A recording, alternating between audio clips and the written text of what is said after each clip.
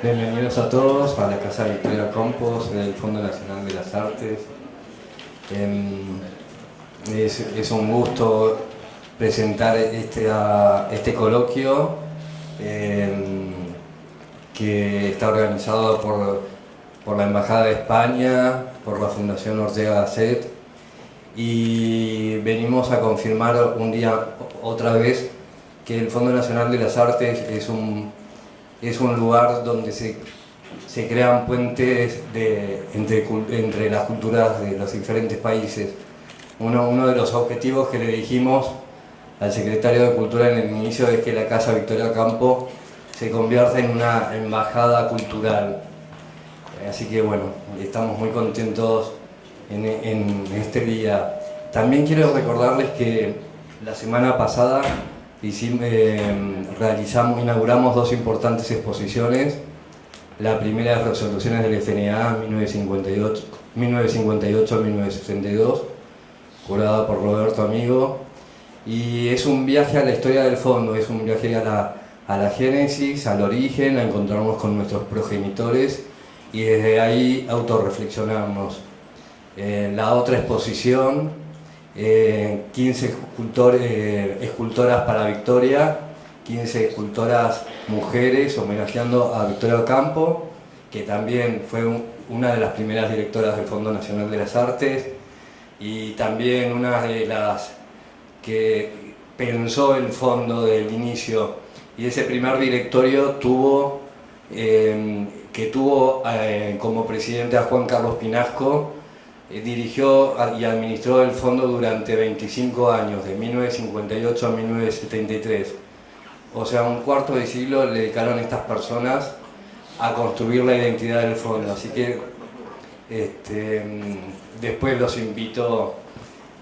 evento los invito a que puedan presenciar las muestras.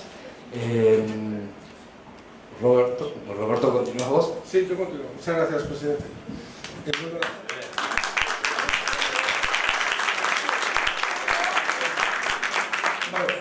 En nombre de la Embajada de España quiero dar las gracias al Fondo Nacional de las Artes, a su presidente, a la directora de la Casa Victoria Campo y a la presidenta de la FOGA, que es la que en realidad ha organizado este ciclo que llevamos haciendo ya con colaboración de nuestra embajada a través del Centro Cultural de la Embajada de España. A lo largo de los últimos 1 año y medio ya llevamos, y es un episodio hoy importante puesto que vamos a hablar de dos mujeres que tuvieron un papel muy relevante en la lucha del feminismo, digamos, incipiente en su época, de un mundo de hombres, pioneras transatlánticas, como dice el título, pioneras transatlánticas de un tiempo de hombres. Dos mujeres relevantes, una de ellas evidentemente muy conocida por todos ustedes, Victoria Ocampo, por eso hemos elegido este lugar para hacer este diálogo, esta conferencia, y Soledad Ortega, con la cual mantenía, como ustedes saben, una correspondencia digna de ser mencionada. Antes de darle la palabra a la presidenta de la Fundación, presidenta directora, mi querida Inés, siempre te pongo por encima, que es lo que mereces, directora de la Fundación Ortega Gasset, tan activa ella y con la que siempre da gusto trabajar. Quisiera darle la bienvenida a nuestro primer ciclo, es decir, a la primera conferencia con nuestro nuevo embajador, don Joaquín de Aristegui Laborde, que nos honra hoy con su presencia. Pediría un aplauso para él. Y nada más que disfruten. Hemos conseguido que haya un vino a la salida, por lo tanto hay esperanza después de la conferencia. Ahora tomaremos un vino todos. Hemos conseguido que llegara a tiempo. Inés, me asustaste. Ahora le paso la palabra a la directora, a Inés, que nos va a anunciar el programa. Muchas gracias.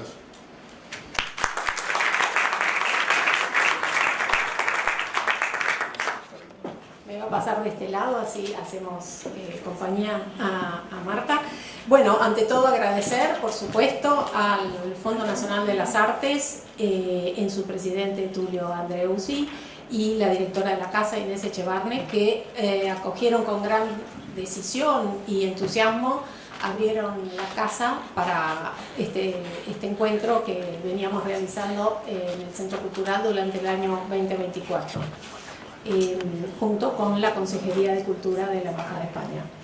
La idea de este proyecto surgió con el propósito de rescatar y valorar a 8 mujeres, 4 españolas y 4 argentinas, que si bien pertenecían a un país o al otro, tuvieron incidencia en su propio país y en el otro, es decir, tuvieron incidencia en Argentina y en España a la vez, es decir, durante su mismo periodo de vida.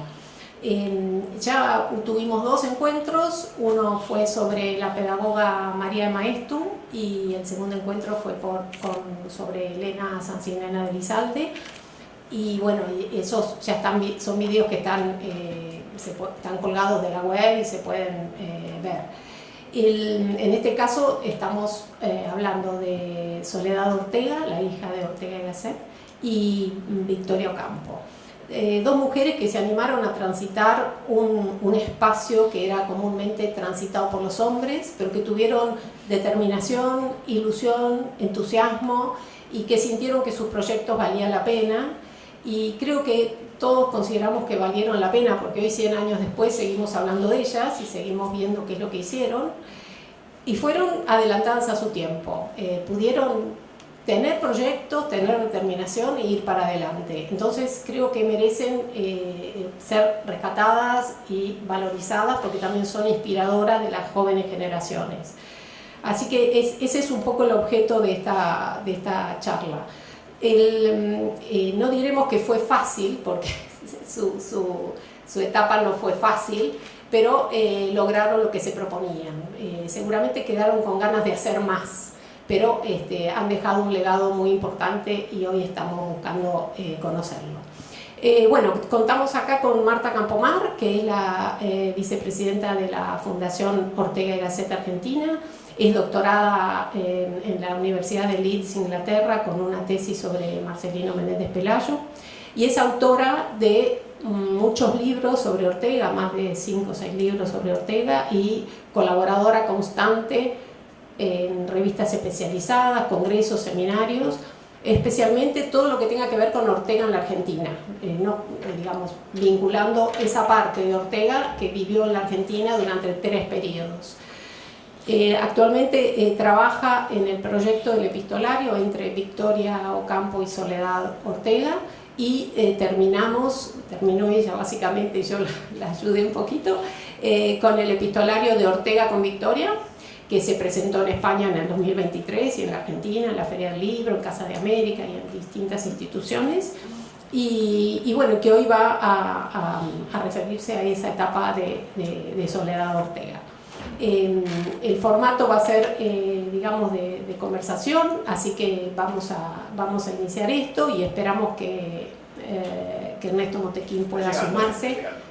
Bueno, entonces vamos a ir iniciando con Marta para no hacer esperar más y luego será un conversatorio entre Ernesto y Marta. Creadora de la mayor revista cultural hispanoamericana del siglo XX, pionera del feminismo, madre fundadora de la arquitectura moderna rioplatense, defensora de la música y del cine de vanguardia, ecologista avant la lettre y enemiga declarada de los totalitarismos, Victoria Ocampo fue más que la suma de sus partes.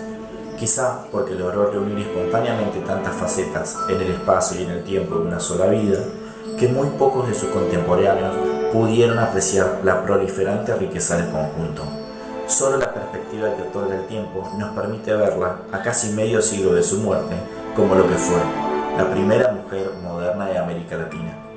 Desde la literatura hasta la decoración de interiores, desde la música hasta la fotografía, desde el feminismo hasta el cine, y desde la moda hasta la arquitectura, no hay oficios ni artes que Victoria Ocampo no haya buscado incorporar en su Gesamtkunstwerk, esa obra de arte total que fue su vida en la década 1920 y 1930. De esos años intensos hablaremos en nuestra charla. Recorreremos los hitos de ese arte contemporáneo en el cual Victoria Ocampo se construyó a sí misma, abriéndose camino como mujer independiente en la intemperie social de una metrópoli periférica y asumiendo la modernidad como proyecto existencial. El punto de llegada será el nacimiento de Sur, ese cuarto propio que Victoria Ocampo abrió generosamente a partir de 1931, a todo lo que ella y un certero grupo de cómplices consideraron lo mejor de las letras y las artes de su tiempo. Soledad Ortega 1914-2007. Su vida ocurrió por los cánones establecidos para una joven madrileña. No obstante, sus inquietudes culturales e intelectuales la llevaron a estudiar filosofía en la Universidad de Madrid. Al iniciarse la Guerra Civil, acompaña a sus padres al exilio en Europa y Sudamérica. Parte de esa etapa la trae hasta Buenos Aires, pero retornó a Madrid en 1940, en plena época franquista. En 1942 se casó, formó una familia con 3 hijos, haciéndose cargo también de 3 sobrinos huérfanos.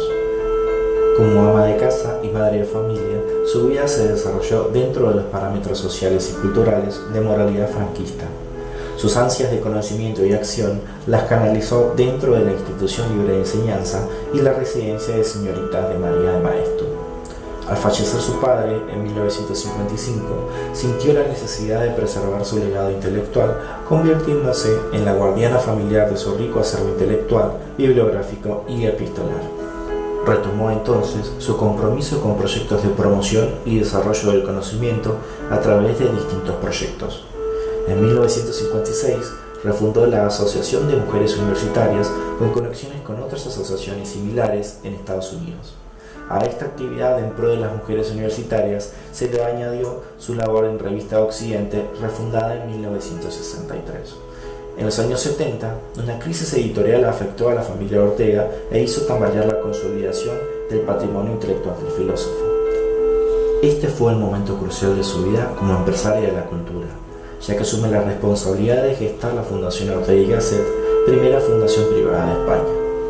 Desde allí, ella asumió todas las responsabilidades como presidenta de esta institución, que pervive como polo de desarrollo de las ciencias sociales y las humanidades. Recibió de los Reyes de España la Gran Cruz de Alfonso el Sabio. Su vínculo con Argentina, mantenido también a través de Victoria Ocampo, la llevó a fundar la Fundación en Argentina con el propósito de extender la cultura española en Sudamérica. Bueno, estos 2 pequeños videos serán a modo de presentación de los personajes y de una mínima nota biográfica sobre cada una de ellas, para que identifiquen también los rostros de cada una. Así que bueno, este conversatorio lo podríamos ir iniciando con vos, Marta, que estás aquí presente, y te doy la palabra, así ya... Ah, Ernesto, acá llegó. Distribución de disculpas, pero el tráfico fue infernal, vengo del sur, San Telmo, y realmente... Pasá, acercate nomás. ¿Acá? Estamos justo por empezar.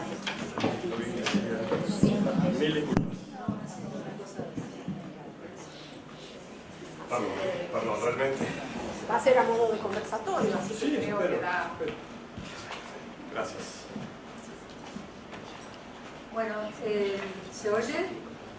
¿Sí? Yo le sugerí a Ernesto que empezara un poco el diálogo él, porque cronológicamente hablando... Recupere el aliento.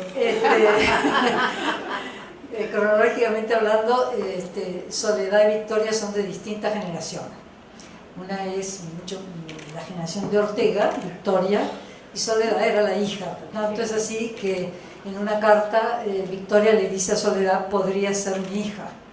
Así que hay una diferencia en el tiempo y cómo se fue desarrollando la vida de una y de otra en distintas partes del Atlántico. Así que si recuperas, para que recuperes un poco el aliento, quisiera decir 2 cosas. Una, que nosotros hemos publicado ya con muchísimo esfuerzo, nos ha tomado muchos años, el primer tomo de las cartas entre Victoria y José Ortega y Gasset. Eso empezó ya en los años 90 con María René Cura como directora de Sur, y Soledad Ortega, cuando se fundó la fundación acá en la Argentina, dijo: lo paso a manos de los argentinos, porque ellos saben mejor cómo fue el tema de Sudamérica. Entonces ella confió en nosotros este trabajo. Nos costó mucho tiempo, porque conseguir presupuestos, conseguir apoyos, todo eso era muy complicado. Pero finalmente llegamos, gracias a la gestión de Inés Viñolales, que también es muy efectiva y muy eficiente. Logramos poner las cosas en su sitio y salir adelante con el primer tomo. Después quedaba el segundo tomo. El segundo tomo, ya hay herederos de por medio. El segundo tomo son Victoria Ocampo y Soledad Ortega. Los hijos de Soledad son los herederos reales de las cartas. Entonces ellos nos permitieron o nos dijeron, bueno, ya que ustedes han hecho el trabajo de compilar todo, poner notas, fue un trabajo enorme porque las cartas son variadísimas. Logramos finalmente hacer todo el trabajo y Pepe Varela, que es el hijo de Soledad Ortega, el profesor Varela Ortega, dijo: las cartas de mi madre se publican en España, cosa que nos pareció muy justo. Entonces dijimos a Pepe, bueno, les devolvemos el material, ustedes publican en España y ahora están en esta tratativa de editoriales, porque la quieren sacar en Editorial Atlántica, Alianza. Y bueno, están ahí, que nos dijeron que hasta Pascua le van a dar el límite de esperar, o si no se van a otra editorial. Pero el hecho es que los 3 herederos de Soledad Ortega dijeron que sí, que querían publicar estas cartas, y las van a sacar ellos en Madrid y las tendremos acá en cuanto salgan. Hoy yo voy a hablar un poco de esa relación entre las dos mujeres, y Ernesto va a hablar sobre Victoria Ocampo o sobre lo que él tiene preparado.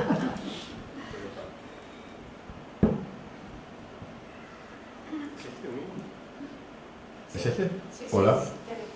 Buenas tardes a todos. Pido nuevamente disculpas. Las disculpas son como los elogios, nunca son suficientes. Agradezco ante todo a Marta la invitación a participar en este ciclo, a la Fundación Ortega y Gasset en Argentina, a Inés Viñuales también, que tuvo la no grata tarea de asusarme un poco, afortunadamente, así que bueno, realmente es un placer estar acá. Y yo voy a hablar sobre todo de Victoria, pero una etapa en particular de la vida de Victoria, quizás es menos visitada, que es la etapa inmediatamente anterior a la creación de la revista Sur, en 1931.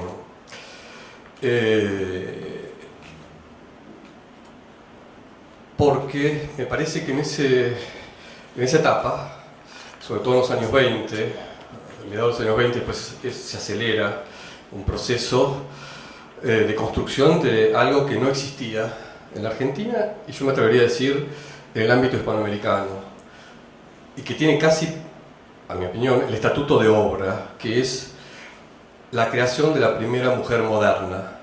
No existía eso. Hay algunos ejemplos realmente en Europa, en Estados Unidos, pero en el ámbito hispanoamericano, incluyo España, no existía lo que es la construcción de la identidad de una mujer íntegramente moderna. Victoria lo emprende en los años 20, y es un poco, yo lo explico a veces, casi como ese concepto que se le atribuye a Wagner de la Gesamtkunstwerk, ¿no? La idea de la obra total. Él hablaba de la ópera, que integraba todas las otras artes, la música, la poesía, la pintura, la danza, etc., en función de una sola experiencia estética. Y Victoria lo hace de una manera no programática, es decir, no a la manera de una vanguardia que se traza un programa, sino más bien de una manera muy natural, muy espontánea incluso, intuitiva. Va construyendo su identidad de mujer moderna, yo creo, teniendo conciencia de que está abriendo ese camino, que está expandiendo, digamos, el horizonte de lo posible para una mujer de su clase y de su época. Esto tiene antecedentes en la vida de Victoria. Voy a hacer un muy breve repaso de su historia, de lo que sería su background, porque eso explica también muchas de las cosas que van a ocurrir después. Así que brevemente, Victoria, los Ocampo y los Aguirre, que es su familia materna, son familias muy tradicionales de Argentina, son lo que podríamos llamar el patriciado, es decir, la clase fundante, lo que en Estados Unidos es los Founding Fathers. Son un grupo de familias que ya eran ricas, influyentes en épocas de la colonia, que son finalmente el grupo de criollos que decide la independencia de España. O sea que ahí hay un fondo, digamos, que es muy interesante, y que también se aplica a otras mujeres de las cuales después voy a hablar, que están alrededor de Victoria, que comparten esas características en la Argentina. Entonces, la generación de Victoria, la generación, diría yo, estoy hablando específicamente de las mujeres porque los hombres digamos, es un proceso completamente distinto por razones que todos conocen. Ese grupo de mujeres pertenecientes a, digamos, al patriciado, o si un sector de la clase alta en esa época ninguna es totalmente homogénea, hay muchos matices, muchas diferencias. Esa clase que era liberal, anglófila, francófila, no demasiado ligada a la religión, fue a lo largo de varias generaciones emprendiendo un proceso de culturización. Y yo diría que al llegar a la década de 1880, la década obviamente en que se constituye el Estado, el país, tal, bueno, no como lo conocemos exactamente, porque ya no lo conocemos, pero digamos que el proyecto de país que se construye a partir de 1880. En ese momento ya había una conciencia de que la gente se educaba por ejemplo en este caso de las mujeres que recibían la educación en sus casas, para ser mujeres de mundo. Así que una idea de cosmopolitismo muy arraigado. Ya, es decir, son el resultado de un proceso acumulativo de adquisición de la cultura, de ciertos valores. Por eso esa generación, tratando a las mujeres, es la primera que va a influir directamente en la modernidad en la Argentina, porque ya tienen las armas, tienen las herramientas para hacerlo. Si bien fueron educadas para ser un ornamento social, para brillar socialmente al lado de un hombre, digamos, la generación anterior, sobre todo de sus padres, no advirtieron que al darle esa cultura le estaban dando herramientas intelectuales y culturales para emanciparse, que es la lectura. Podían leer en francés, podían leer clandestinamente, podían burlar el control familiar y leían en un punto lo que querían y lo asimilaban de una manera muy natural. En el caso de los Ocampo hay un factor, digamos, adicional que es importante destacar, que es que si bien el francés o lo francés, la cultura francesa era la cultura dominante, diría, en todo Occidente, era la lengua franca, era como el latín, y eso implicaba la cultura, no solamente el idioma, sino todo lo que el idioma representa, toda la lengua representa, valores, un canon literario, un canon cultural, un gusto. En el caso de los Ocampo y de otras familias hay un elemento agregado que hace una diferencia, que es la relación con el inglés. En la familia Ocampo hubo una gran influencia de Sarmiento. Ustedes saben que Sarmiento fue muy amigo del bisabuelo de Victoria. De hecho, el bisabuelo de Victoria fue administrador de los bienes personales de Sarmiento. Hay muchas historias de la familia sobre lo manirroto que era Sarmiento y cómo el bisabuelo de Victoria le sacaba plata de sus sueldos escondidas para que quedara algo, y con eso le pudo comprar la única casa que tuvo Sarmiento en Buenos Aires, que es ahora la casa de San Juan, la calle Sarmiento. Sarmiento, con su afición por Estados Unidos, ya lo sabemos, cambió un poco las cosas, pero también seguía primando a los franceses. Ustedes miran el Facundo, bueno, él cita por ejemplo a Shakespeare en francés, era muy común leer la literatura inglesa en francés. Es decir, el inglés hasta ese momento era considerado, en cierto modo, la lengua del comercio, no de la cultura. Los Ocampo, el padre de Victoria le hace leer, por ejemplo, Edgar Allan Poe en inglés. Los Ocampo leían Sherlock Holmes, leían ese tipo de cosas, a la par del francés. Y eso hace una diferencia, al igual que en muchas otras familias. Entonces, ese cosmopolitismo se va como volviendo una especie de sustancia vital para las hermanas. Por algo, por lo menos dieron dos de las mujeres más excepcionales que tuvo la Argentina. No eran las únicas, obviamente. Algunas otras familias firmaban el alemán, en fin. Ahora bien, haciendo un salto en el tiempo, me parece que, bueno, aquí estamos con una imagen, hay hitos en la vida de Victoria que marcan ese camino hacia la construcción de la mujer moderna que va a ser en el último tramo de los años 20. Si tengo que fijar, digamos, postales, imágenes de esa transformación, bueno, esta es posterior. Yo diría que, no, anterior, por favor. Un poco anterior, la primera de todas. Victoria era muy consciente de su imagen, digamos, de la identidad y el peso, el poder que tenía su imagen, el efecto que producía. Por tanto, la manipulaban sin ninguna inocencia. Y esta creo que es una de las primeras imágenes de Victoria donde se puede poner la punta del compás a partir del cual se construye la Victoria moderna en los fines de los años 20 y comienzos de los 30.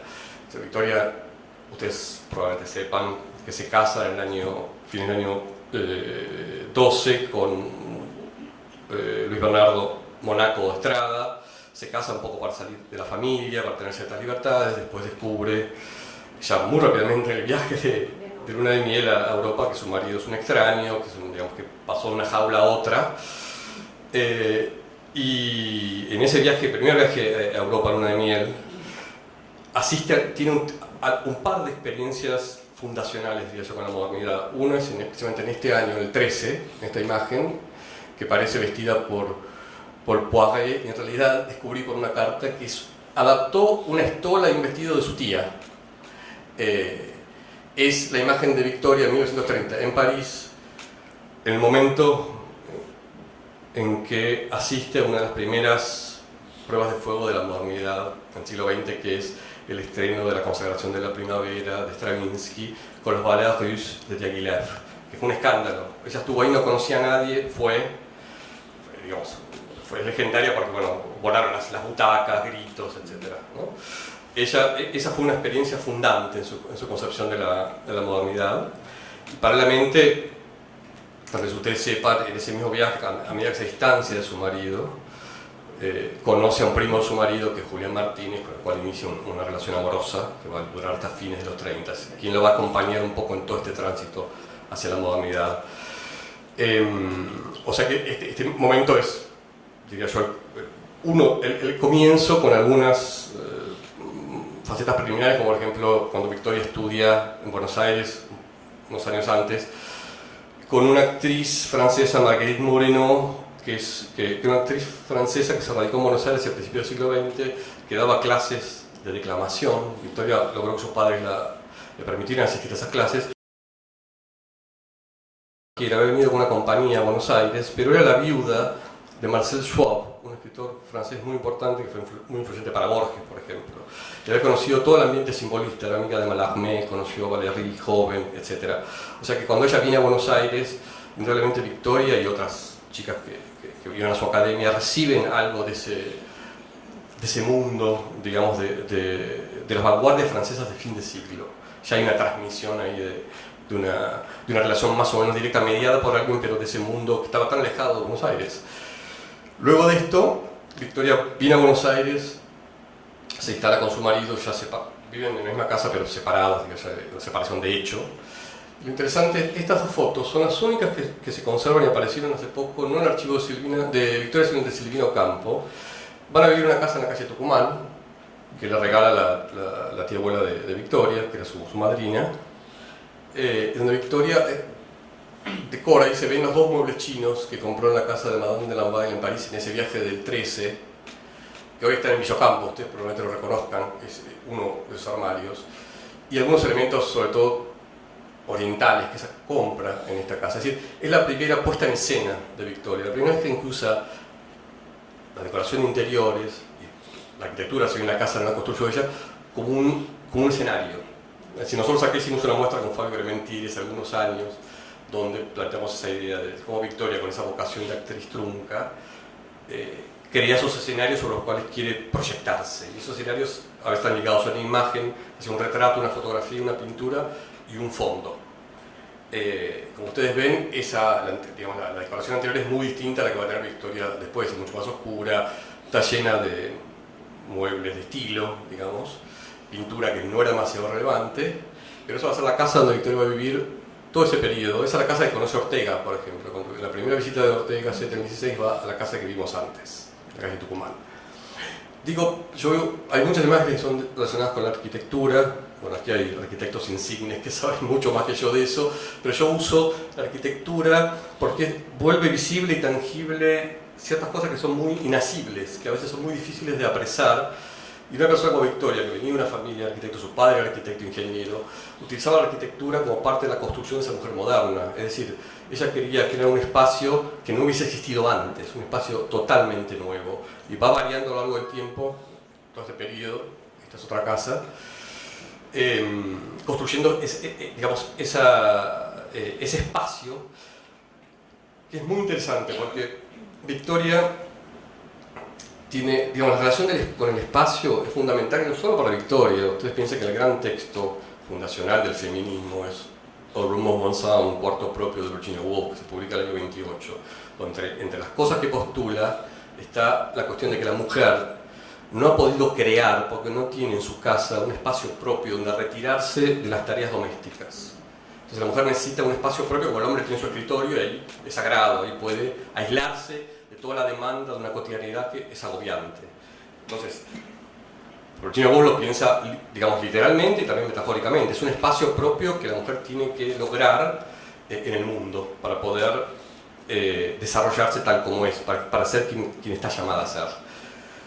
Y Victoria lo va desarrollando, su relación con la arquitectura está para mí íntimamente ligada con eso. Es decir, ella a partir del año 24, después de esa casa que vimos, ella se muda a un departamento en la calle Montevideo, enfrente de la actual Nunciatura, un departamento del que no hay fotos, pero va a vivir ahí sola, ya sola, hasta la construcción de la otra casa que vamos a ver, de esta casa, digamos. Pero lo que quiero decir es que a partir del año 24, hay como hitos. En el año 24, cuando Victoria empieza a querer construir algo propio, ese cuarto propio. De una manera, no había leído Virginia Woolf, el texto no se había publicado, el libro, pero ella ya quiere agregarle como una dimensión vital, digamos, a su existencia. Es decir, tener un espacio propio creado, diseñado por ella y que sea parte de la construcción de la mujer moderna.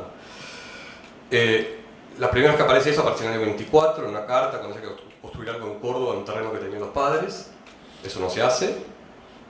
Y después decide construir esta casa, que es la casa cúbica, en Mar del Plata, que la diseña ella y la construye Pedro Bottazzini, que era un constructor de la zona que construía galpones, caballerizas, etc. La diseña totalmente Victoria, y ustedes ven el contraste, este es el exterior, del año 27 exactamente, en comparación con la casa que tenía unos 12 años o 13 años antes. Ahí ya aparece la depuración, la luz, el blanco, los pocos muebles y elementos que van a ser una constante en la vida, digamos, en las casas de Victoria de ahí en adelante.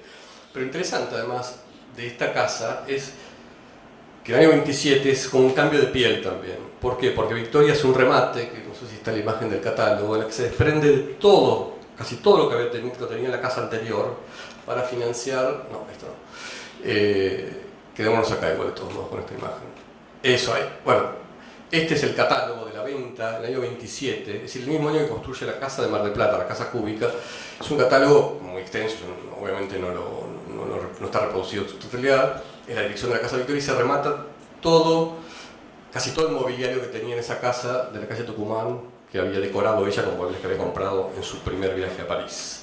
Entonces se desprende todo eso y pasa a una nueva etapa, digamos, de su concepción de la arquitectura y de los interiores, y por ende de su propia vida, que es esta casa.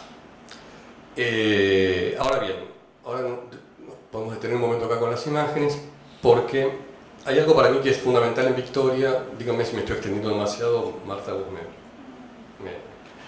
me cercenás. Porque si bien es cierto que hay una voluntad, digamos, de modernidad y crear un espacio nuevo que no existe hasta ese momento, también es cierto que para mí eso se da un momento muy especial en la vida de Victoria, donde confluye la fascinación con la estética del despojamiento, lo que ella traduce, digamos, de lo que está pasando en Europa, porque un dato fundamental y que a veces suele pasar por alto es que Victoria hace todo esto aquí, incluso esta casa, sin haber viajado a Europa. Es decir, ella viaja en el año 13 y no vuelve a viajar hasta fines del año 28 con esta casa ya en construcción. Entonces, toda la idea que ella se hace de la modernidad es a través de intermediarios, a través de publicaciones o de lo que contaban algunas amigas que hacían como de go-betweens, de mensajeras de esa modernidad, de las cuales vamos a hablar un poco después. Lo cual es notable, porque la gente piensa que Victoria iba y traducía lo que veía allá. No, ella lo hace acá, con traduciendo su propia lengua, aquello que ella veía que pasaba en Europa. Pero lo interesante no es solamente la cuestión estética, en el sentido que elige, bueno, quiero lo moderno per se, porque quiero lo nuevo, sino que creo que se da un factor, digamos, único, que es que todo ese deseo de modernidad, de despojamiento, digamos, de espacio propio, de luz, ¿no? tiene que ver con una etapa de su vida decisiva, que es toda esa relación que ella ha tenido con Julián Martínez, que fue prácticamente clandestina, empieza a salir a la luz. Es decir, Victoria lo que quiere ahí es transparencia, quiere literalmente las cosas claras. Entonces, ahí está con Julián Martínez en Mar del Plata en la época de la casa. Entonces, toda ese afán, digamos, de lo nuevo, de la arquitectura, de la decoración despojada, de lo que yo llamo a veces la ostentación de la austeridad, que Victoria construye como estética, está relacionada también a un deseo, diría yo, muy íntimo de sinceramiento. Ella dice, me gustan las casas que son por afuera, por fuera y por dentro. Es decir, las casas de Victoria, como esta originariamente, el exterior y el interior era lo mismo, era como si fuera una sola pieza. Hay un sinceramiento, un deseo de sinceramiento, de transparencia en la vida de Victoria, y es precisamente cuando empieza a alejarse de Julián Martínez, empieza el proceso de alejamiento de Julián Martínez. Entonces, a mí me parece que eso es fundamental, lo solar, la luz. Esta casa, digamos, no tenía cuadros, es decir, ella decía que no podía haber nada más lindo que la luz por reflejo de los árboles o de la sombra sobre la pared. Entonces, una vez que construye la casa de Mar del Plata, no se conforma con eso y quiere construir un espacio en Buenos Aires. Ahí pasa algo muy particular, que es quién lo construye. Como saben, un arquitecto, digamos, que estaba en la modernidad en Buenos Aires, que era Previch, no construía en ese momento, si no me equivoco. Era un teórico, un polemista. Ella recurre, obviamente, a Bustillo. Pero antes quiere traer a Le Corbusier, quiere, digamos, conectarse con Le Corbusier. Corbusier le diseñó esta casa y después... En realidad, esta casa es otra, un terreno que está acá en Salguero y Libertador, que ella le llamaba el rascacielito. Pero bueno, toda esa relación con Le Corbusier, y eso es lo más interesante, no es directa, sino que viene a través de una amiga de Victoria que fue muy importante para esta construcción de la mujer moderna, que es Victoria, que va a ser Victoria, que es Tota Tucha, condesa de Cuevas de Vera, que era una argentina amiga de Victoria, que se conocían las familias de toda la vida, como todas estas mujeres se conocían de las familias a lo largo de varias generaciones. Ahora bien, ahí entra España. ¿Por qué? Porque, contrariamente a lo que se piensa, Madrid en ese momento era una metrópoli moderna. Es decir, a pesar de que toda la clase a la que pertenecía Victoria no tenía un vínculo directo con España, casi se le había dado obviamente la espalda a España, que había sido el opresor en la colonia, etc. España en el siglo XIX, bueno, ya sabemos todo lo que rodeaba a España, no era, digamos, no había ningún interés cultural, ni técnico, ni un deseo de vincularse con España, como sí lo había con Francia, con Inglaterra, que eran los países avanzados, que habían progresado, habían tenido una cultura, una industria, en fin. Ahora bien, esta amiga de Victoria, Tota Tucha, se casa con un noble español, el conde Cuevas de Vera, en el año 16, se establece en Madrid y hace como una suerte de proceso como de polinización con Victoria y con otras amigas, que no era Victoria la única. Disculpa si es un poco desordenado lo que estoy diciendo, pero también existía paralelamente la Asociación de Amigos del Arte en Argentina en el año 24, que fue fundamental para la difusión de la modernidad en Buenos Aires. Y había muchas mujeres que estaban muy ligadas a la institución, entre ellas Victoria, Elena Sancinena de Elizalde, todo un grupo de mujeres que habían recibido Ortega en el 16 y que estaban muy interesadas en difundir lo nuevo. Y ahí sí se arma lo que yo decía antes, que es la idea de una generación de mujeres nacidas entre 1800 y pico y el 900, que habían recibido esa educación y que de pronto descubrían que el arte o la cultura les agregaba también una dimensión a sus vidas. Es decir, hasta ese momento una mujer de sociedad solo tenía un campo de acción fuera de su casa y era la beneficencia. Descubren estas mujeres que pueden, digamos, dedicarse a crear un espacio donde se difunda lo nuevo, el arte, la literatura, la música, la filosofía. Aparecen varias instituciones como Amigos del Arte, también por la Asociación del Profesorado Orquestal. Ahora bien, en ese círculo de, digamos, de superamigas, que eran todas se conocían bien, estaba también la Sancinina de Licerda, como dije antes, que la presidenta, Adelia de Acevedo, que era otra mujer bastante importante, fue la primera presidenta de Amigos del Arte, Delia del Carril, que era la hermana de Adelia del Carril, en fin, y otras mujeres de sociedad que se conocían entre ellas desde varias generaciones y que forman esta especie como de constelación, digamos, relacionada con la difusión de lo nuevo en todas las áreas del arte. Ahora bien, en esta carta, que es una carta que le manda Tota Cuevas a Le Corbusier, está en el archivo Le Corbusier, es una carta del 27 de agosto del año 27, en la que precisamente le presenta a Victoria, le habla de Victoria. ¿Pero por qué le habla de Victoria? Tota Cuevas, que en ese momento vivía entre Madrid, con muchas largas estadías en París y también en Biarritz. ¿Por qué? A ver si pasamos la imagen, ahí se ve el momento de la carta en que le dice, bueno, la carta en francés: mi amiga Sion Ocampo, de quien le he hablado, quiere construir una casa en Buenos Aires en un estilo que nos gusta, sobre todo por la parte práctica interior. Es esta casa, la que Victoria está pensando en construir en ese momento. Ahora bien, si avanzamos a la próxima imagen, bueno, esta imagen es interesante porque esa conexión con Le Corbusier no la hace Victoria directamente, la hace a través de España. ¿Por qué? Porque en esta foto es Le Corbusier, se ve en el centro, con varias personas, y la mujer que está la primera hacia la derecha es precisamente Tota Atucha, porque Le Corbusier va a Madrid en el 28 a dar una serie de conferencias, invitado por la Sociedad de Cursos y Conferencias, que es una sociedad similar a Amigos del Arte, sobre todo muy ligada con Ortega y Gasset y la Revista de Occidente, pero que estaban desarrollando una tarea similar a la que acá hacía Amigos del Arte. Entonces ahí empieza a haber una suerte de red de vasos comunicantes entre Tota Cuevas, Victoria y otras mujeres españolas, como ahí está la condesa de Cheves, Carmen Muñoz de Rocatallada, la que está al lado de Totas, que son todas miembros activos de la comisión directiva de la Sociedad de Cursos y Conferencias en Madrid, y que van a invitar un montón de intelectuales, arquitectos, escritores a Madrid, y muchos de esos invitados van primero a Madrid y después vienen a la Argentina. Es decir, ese itinerario de la modernidad en Buenos Aires no solamente pasa por París, pasa también por Madrid. Por ejemplo, Gropius va a Madrid en 1930 a dar conferencias. Victoria lo conoce en ese año en Berlín.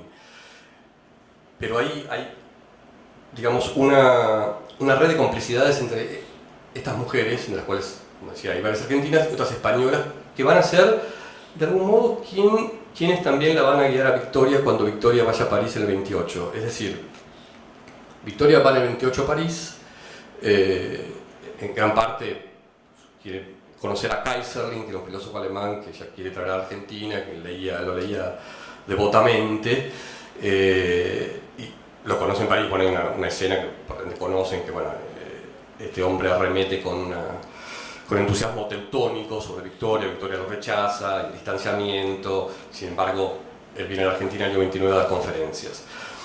Ahora bien, en ese viaje de Victoria del año fin del 28, comienzo del 29, Victoria era una completa desconocida en París. Es decir, Victoria no era la Victoria que nosotros conocemos después de Sur.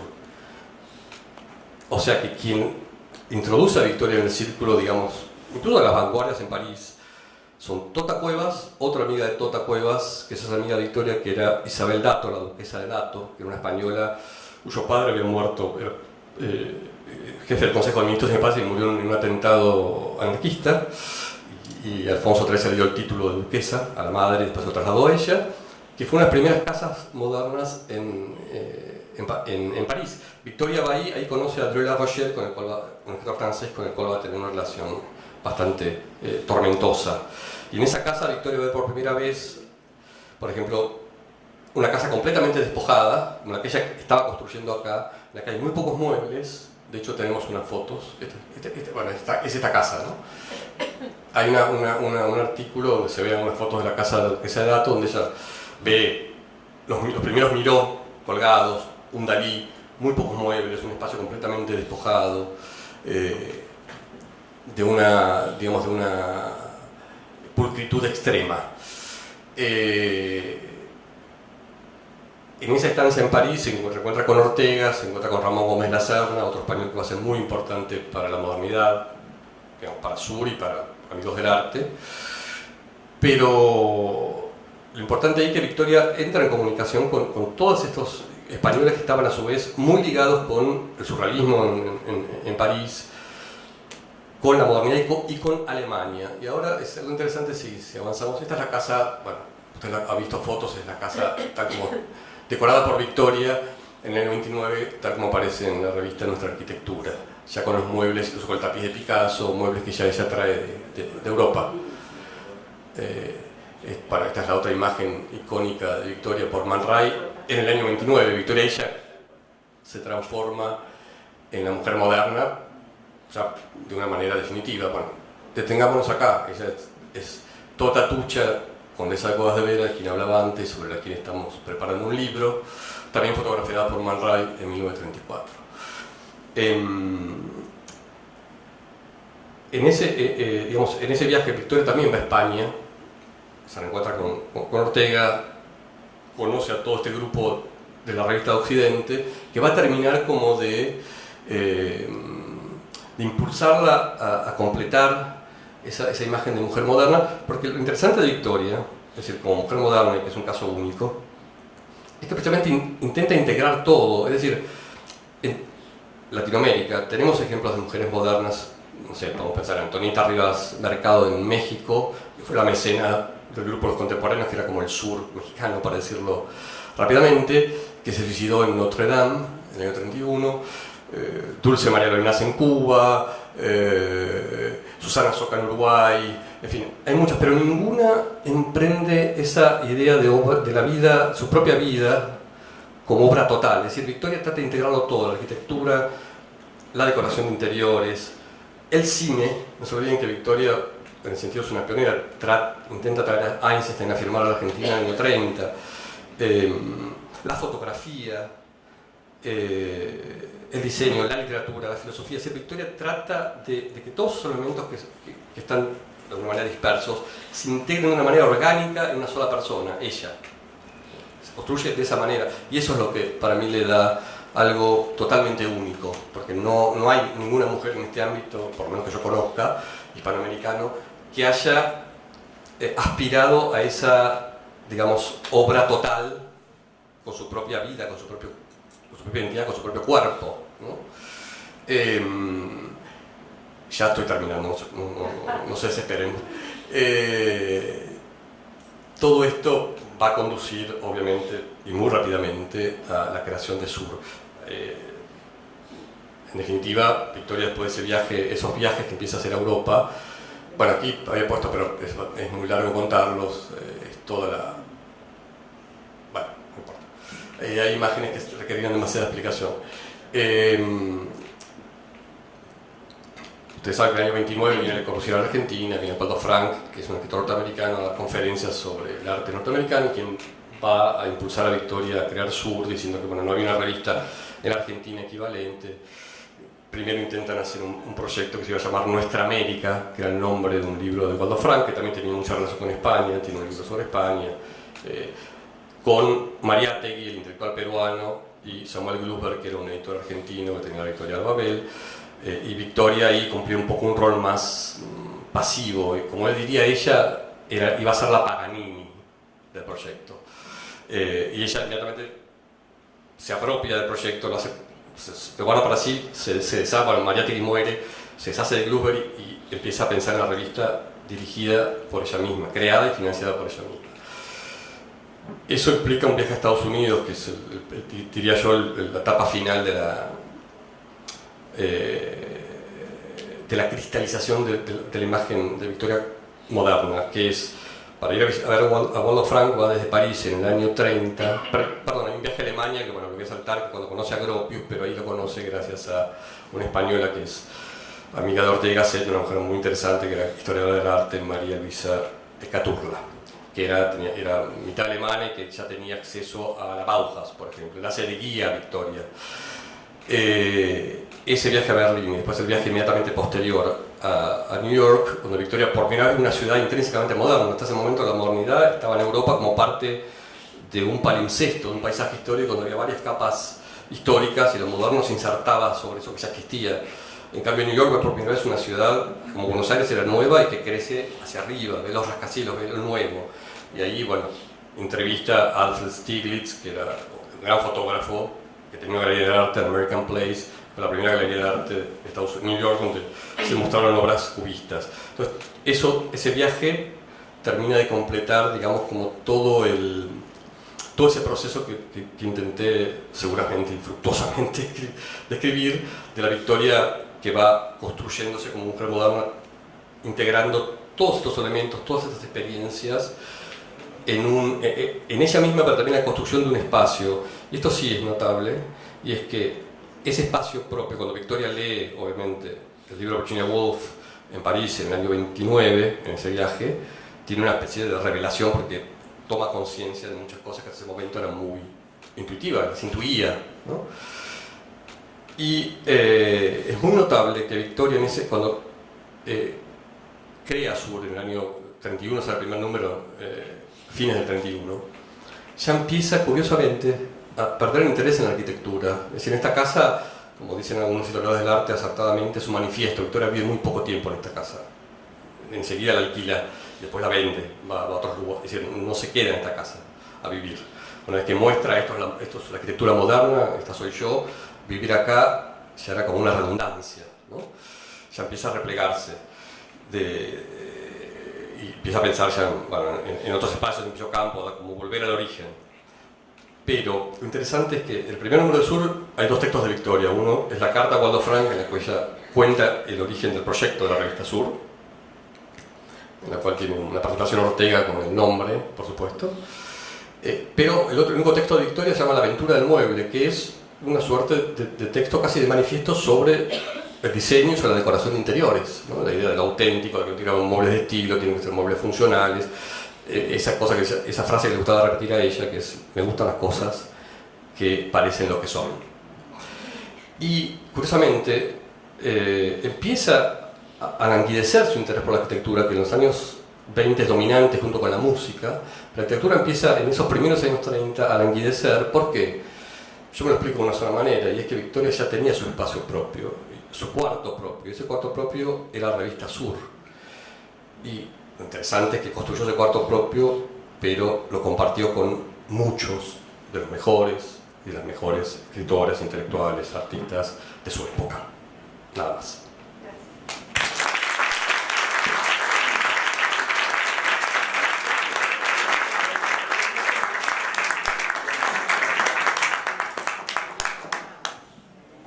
Bueno, después de este baño positivo de modernidad y de vitalidad, vamos a pasar a Soledad Ortega, y yo tengo que arrancar con la relación final de Victoria Ocampo con Ortega Gasset, que es el periodo triste, pesado, complicado del exilio y la guerra civil. Porque ahí Soledad Ortega en esa temporada era una jovencita de 20 y pico de años, nada más de 19, 20 años. Entonces ahí empieza la relación. Ella sabía que su padre tenía una amiga que se llamaba Victoria Ocampo, pero no participaba socialmente en la vida de esta gran mujer porque era el predio de su padre. Entonces quería empezar un poco con el hecho de que Soledad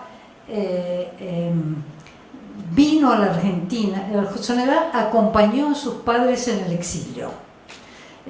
Cuando se fueron en el 36, porque se sentían amenazados, se fueron a Francia, estuvieron en Francia un tiempo, después Ortega pasó a Holanda, después pasó a Portugal, en fin, ambulaban por Europa, pero siempre con la invitación de Bebé Sancinena de Elizalde a venir a dar conferencias en la Argentina, en Amigos del Arte.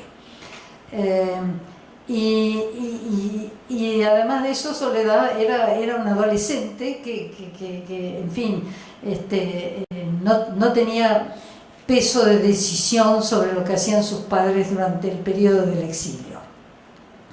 Entonces, digo esto porque cuando llegaron a la Argentina empezó la Segunda Guerra Mundial, además del exilio español. Ortega había perdido todo. Había perdido Revista de Occidente, había perdido toda su empresa editorial, vivía como muchos exiliados con muy poco dinero, hasta el punto que le tuvo que pedir prestado a Victorio Campo y a los amigos del arte que le enviaran dinero para poder sobrevivir en los primeros años de París, porque realmente se fueron además con una peseta devaluada, no valía nada, y la verdad es que no lograban, no era nada fácil encontrar cátedras universitarias tampoco, y todo el ambiente tenso entre republicanos y de un lado y del otro, y el hecho de que Ortega dijo: yo no me defino ni de un lado ni del otro, porque para mí esto es un drama que los españoles nos estemos matando los unos a los otros, ¿no? Entonces para él esa era la gran angustia y el gran peso. Y quiero decir acá una cosa muy curiosa. Victoria, María Rosa Oliver, todas las señoras de avanzada que apoyaron la República, y la mujer de la República también, hablaban de revolución, no hablaban de guerra civil. Y Ortega decía: yo no sé de qué revolución me están hablando, esto es una guerra civil.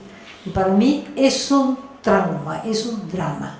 Y no me quiero definir, y no estoy dispuesto a discutir con ningún argentino y tampoco con ningún residente español sobre lo que pasó en la guerra civil, porque con los únicos que yo puedo hablar son los exiliados que han salido como yo, de un lado o del otro, pero que sabemos lo que ocurrió en España. Eso lo dijo Ortega Set en la Universidad de La Plata en 1939. Está muy claro el texto, lo pueden leer en sus propias palabras. Eso le molestó mucho a Victoria, porque Victoria quería discutir sobre la guerra civil española. Ella era una militante en aquel momento. Y Ortega dijo: yo de eso no hablo. Entonces, al verse limitada, ella y el grupo de Sur hicieron presión permanentemente en Ortega para que él entrara en polémica con ellos. Y ella dijo: no voy a hablar. Lo que se llama en Ortega el ensimismamiento. Se cerró en sí mismo. Digo esto porque este fue un poco el ambiente en el cual se cerró la relación Ortega-Victoria. En una cosa media frustrada, donde no se entendieron y donde, bueno, él no pudo rehacer su vida en la Argentina, no consiguió no consiguió una cátedra, no consiguió el proyecto con Espasacalpe, sus libros no se vendían bien, en fin, todo fue un desastre. No le daban préstamos en el Banco Nación. La que realmente lo apoyó 100% fue Elena Sancinena de Elizalde.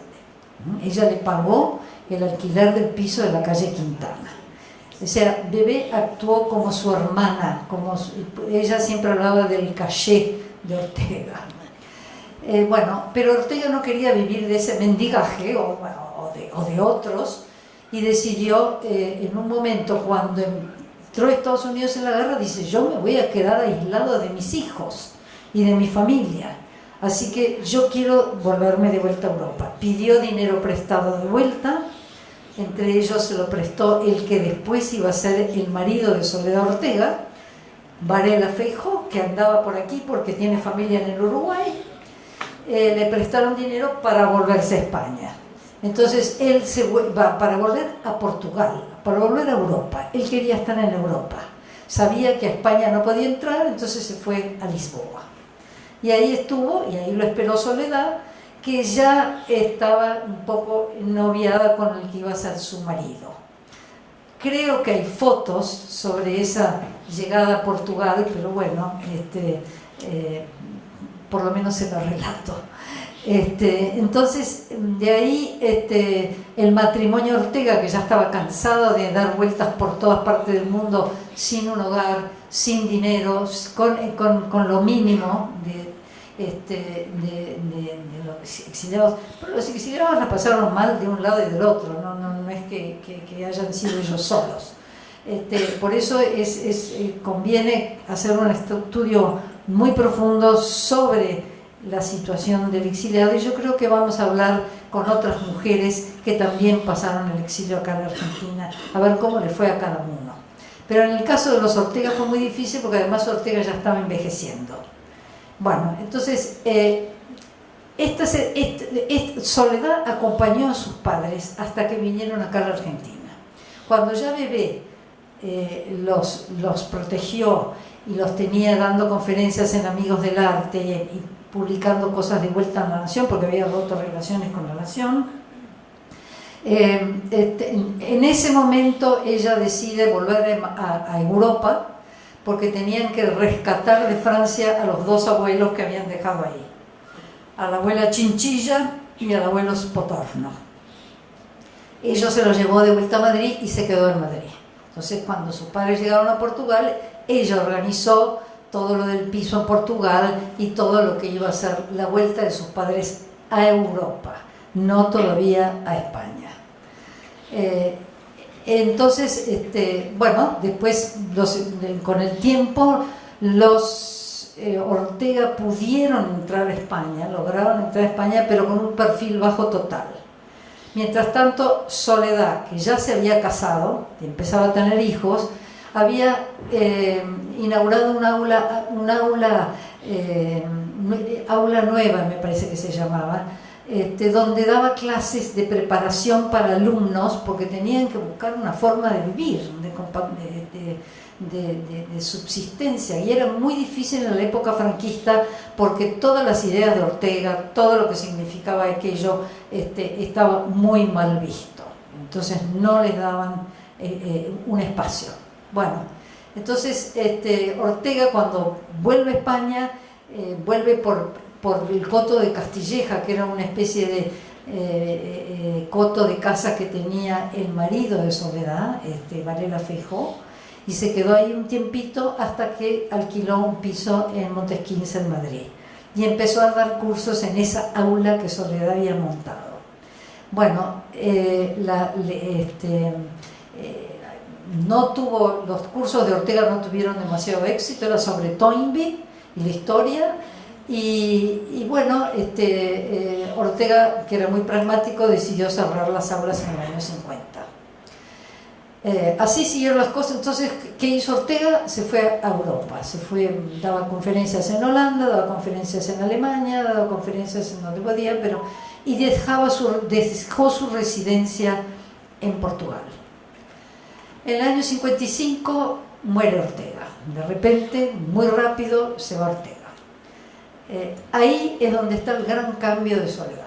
Ella estaba casada, teniendo hijos y protegiendo a estos sobrinos del marido que también vivían con ellos en Alfonso XII. Ella empieza a revisar las cartas de su padre y se encuentra con las cartas de Victorio Campo.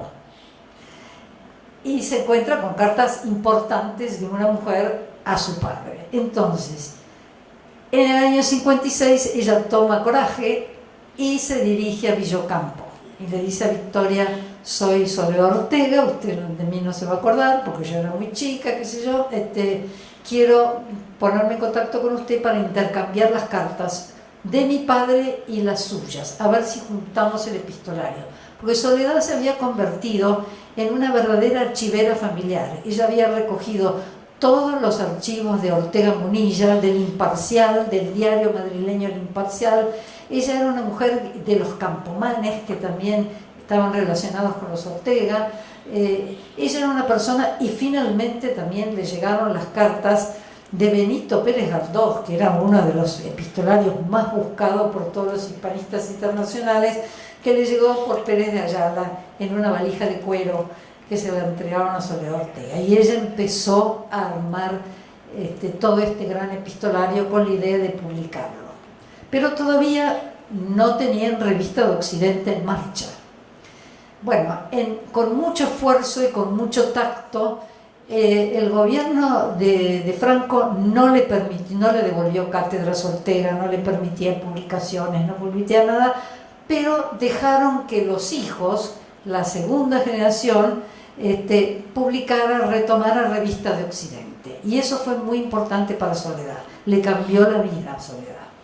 Entonces, dos cosas ocurrieron en la vida de Soledad ya, en camino a ser una gran empresaria. Primero, el contacto con Victoria y después la revista de Occidente en el año 63. Esto lo comenta Victoria Ocampo a sus hermanas cuando le cuenta que en el 62 se encuentra con Soledad Ortega en París.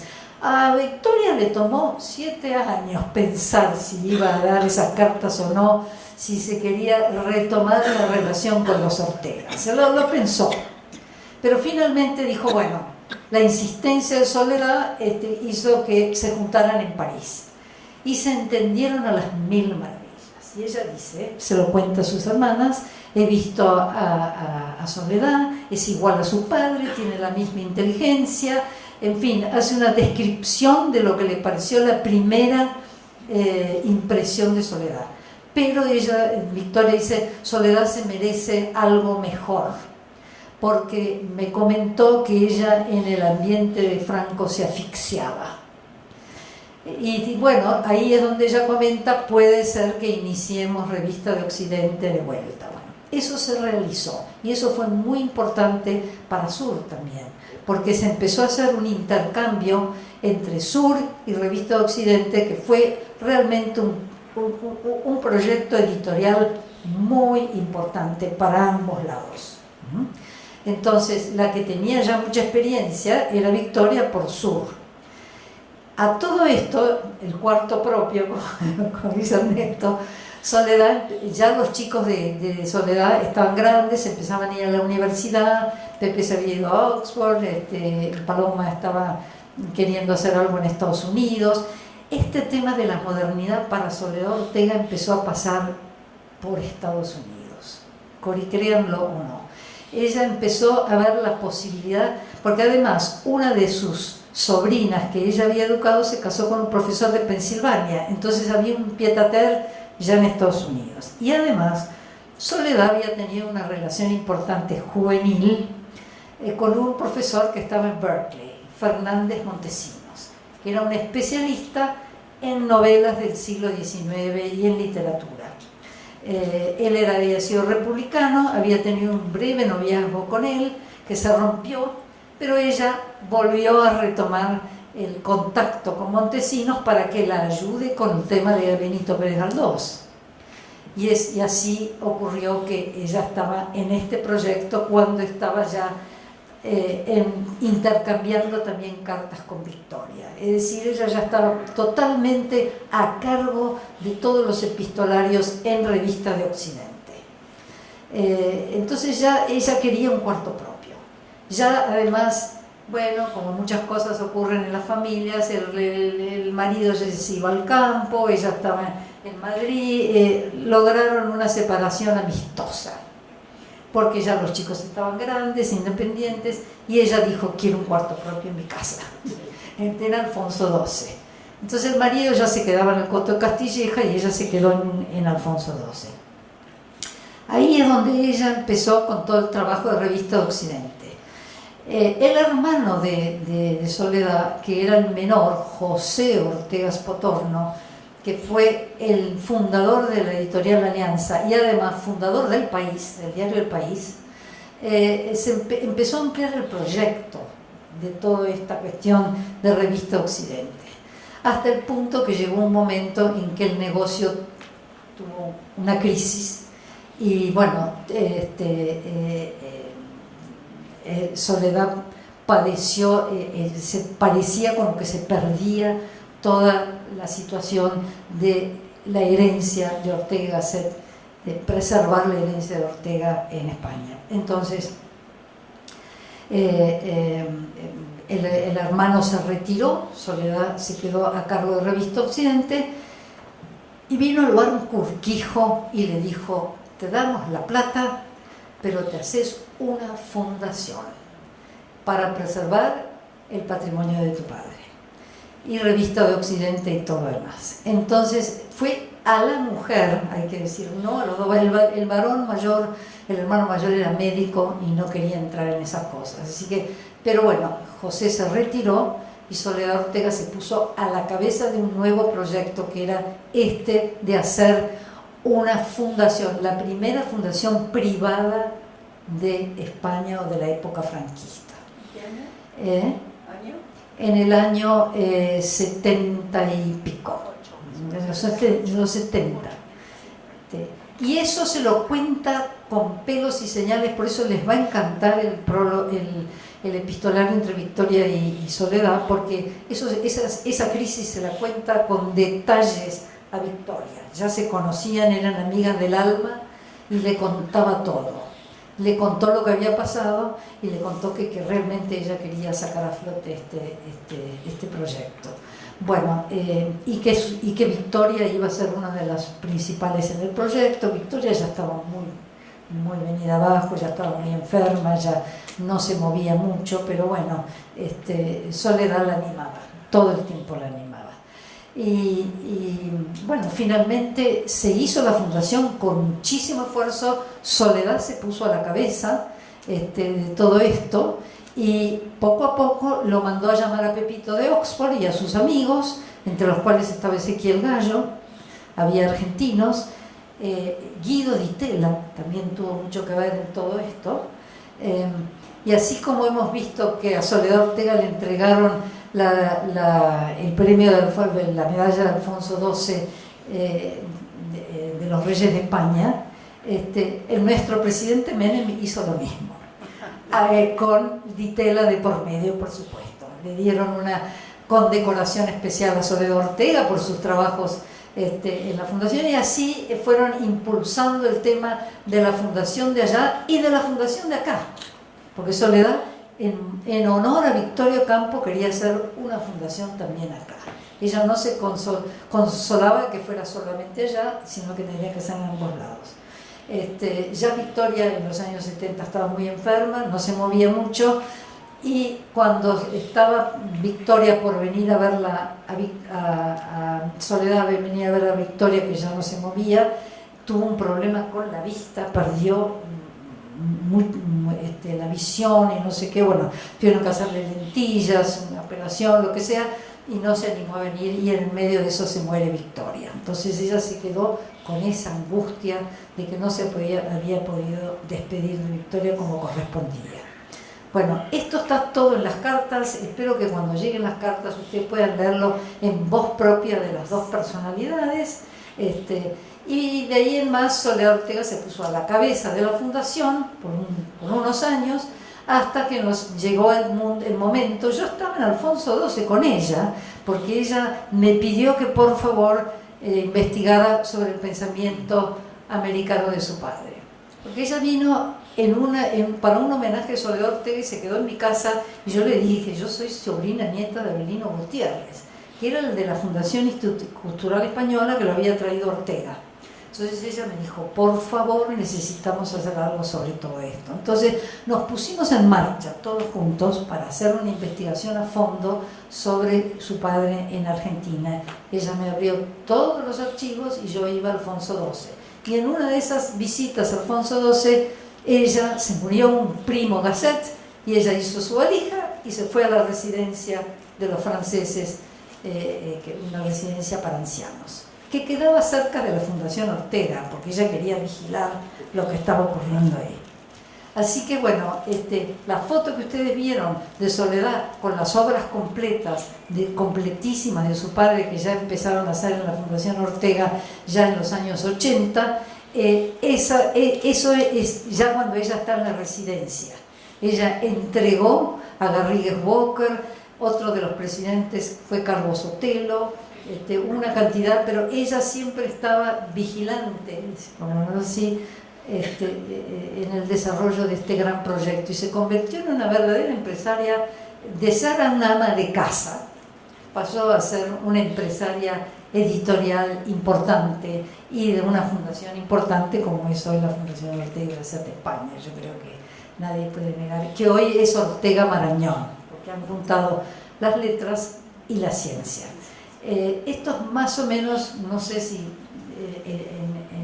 en breve análisis o síntesis, lo que fue para Soledad, pero cada paso que tomaba Soledad era un paso hacia la modernidad para ella.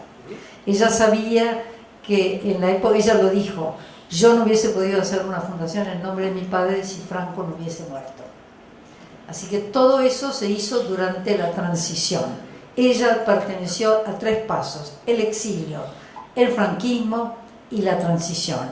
Y en el franquismo ella también buscaba espacios para darle espacio a la mujer.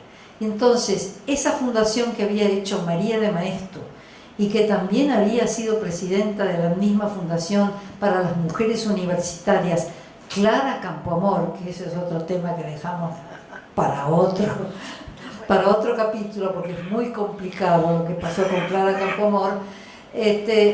Soledad en el año 53 decide rehacerlo y le dieron permiso, porque Soledad decía una cosa que es curioso. Ella decía, no, las mujeres nos arreglamos para conseguir cosas que los hombres no consiguen. Como diciendo, no nos consideraban tan importantes, pero nos dejaban entonces hacer lo nuestro. Y ella entonces refundó las mujeres universitarias y tomó contacto directo con mujeres norteamericanas. Es lo que le abrió las puertas, digamos, a la modernidad transnacional, a Soledad Ortega.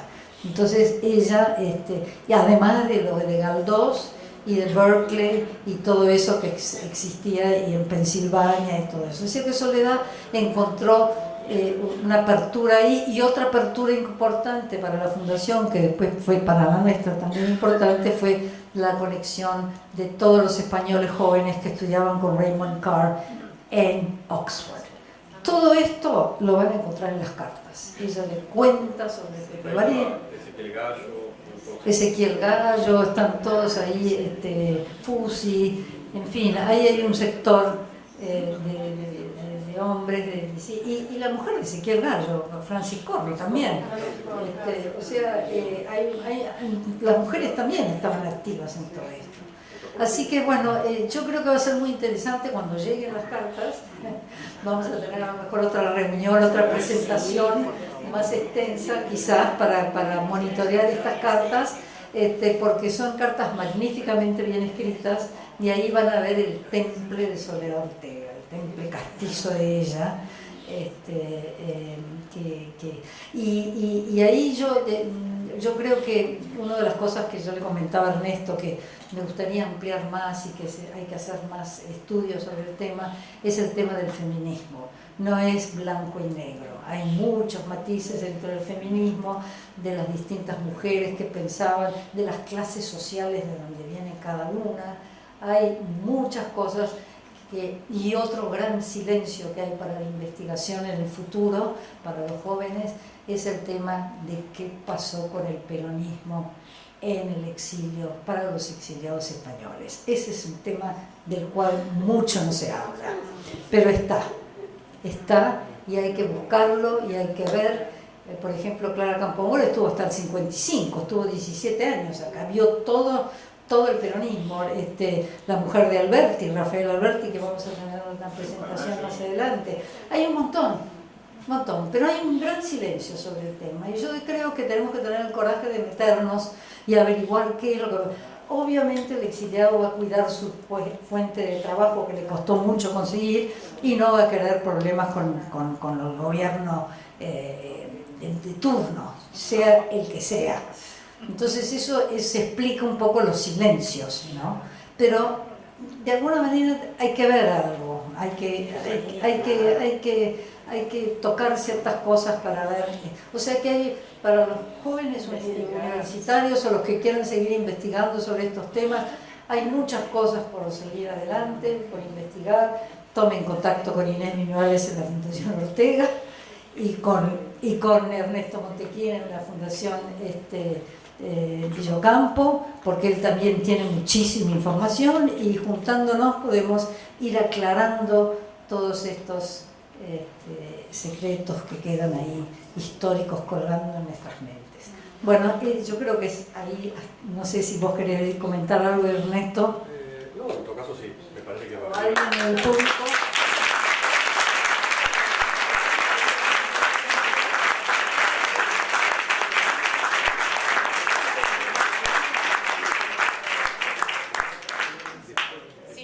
Les agradecemos mucho, la verdad que fueron dos visiones muy completas de las dos figuras que abordamos, que por supuesto darían para mucho más.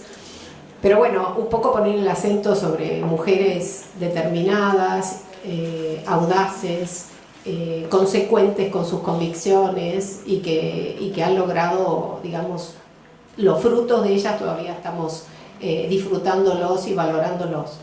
Yo creo que tenemos unos minutos, un ratito, para que alguien pueda hacer un comentario, una pregunta o que ustedes quieran compartir algo más, Marta y Ernesto. A ver quién se anima. Bueno, a mí lo que siempre me... perdón. No, yo quería decir una cosa de la cual habló Ernesto. Que Ortega escribió un artículo que se llama Casas Viejas, Casas Modernas también, que es al revés, la casa vieja convertida en casa moderna, porque ponían Picasso, ponían, creo que hay una referencia a la de Rhapsodis en ese, sí. Eugenia Rhapsodis. Sí, Eugenia Es Rhapsodis. fundamental en todo esto, no la Sí. mencioné, pero está detrás. Sí. Y había una de Saint también. Julia Bullrich de Saint, Julia que era la Bullrich prima de de Saint. Victoria. Sí. Mi hermana Sí. fundadora de la Sociedad de Que a Horticultura. Ortega le impresionó cómo estas mujeres modernizaban todo, modernizaban las casas viejas también. Y es lo que le tocó a Bueno, Victoria con Villocampo. Claro, Victoria y Villocampo hizo una... ¿Se oye? Sí, Una especie de síntesis. Hablan del micrófono, así queda grabado. Yo me llevo este para el público, ustedes ahí, así quedan en la cámara. Exactamente, sí, Victoria ahí, por eso creo que también en la vida de Victoria, hay que tener en cuenta que Victoria cuando inicia Sur, de toda esta modernidad, Victoria, para el canon, los cánones de la época, los cánones etarios, no era una mujer joven. Es decir, Sur no fue una revista juvenilista. Victoria cuando sale Sur tenía 41 años y el más joven de todo el grupo Sur era Borges y Machea, que tenían, ya pasaban la treintena. Entonces Victoria también, en todo esto que yo esbocé, ese tránsito hacia la mujer moderna, esa construcción de la mujer moderna, es una Victoria que ya está en su madurez y que ya empieza a ver, bueno, cómo va a ser el resto de mi vida, dónde me voy a querenciar, cuál es el lugar definitivo, es decir, esa idea de morada que ya va a tener el resto de su vida, que es Villocampo. Y ella se reconcilia con el pasado y logra, de algún modo, en Villocampo, haciendo algunas alteraciones, sobre todo en la decoración, en fin, ciertas modificaciones sutiles pero definitivas, integrar esa modernidad, ese despojamiento con una casa construida en 1890, una casa que había diseñado el padre. Entonces ahí es importante porque ahí se cierra un poco el círculo, ¿no? Victoria en los años 30, como decía antes, a medida que va dejando lo nuevo, esa idea de modernidad que rige su vida en un sentido integral, empieza como a reconciliarse con ese pasado, a volver el viaje a la semilla, ¿no? De algún modo.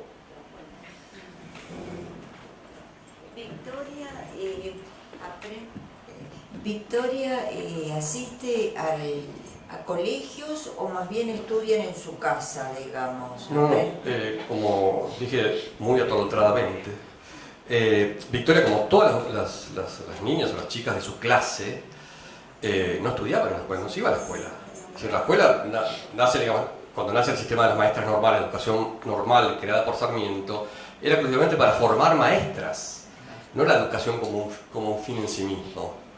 Entonces recibieron una educación, como decía antes, las preparaba culturalmente y socialmente para ser ciudadanas del mundo, ¿no?